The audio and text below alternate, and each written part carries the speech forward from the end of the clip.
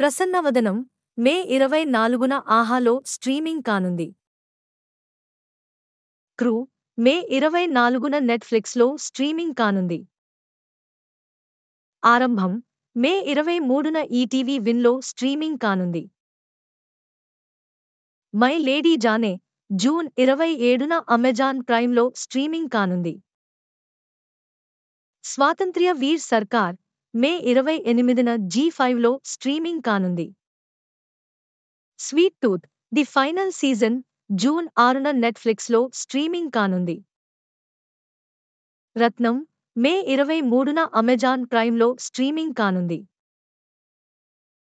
Maidan Amazon prime రెంటల్లో streaming అవుతుంది.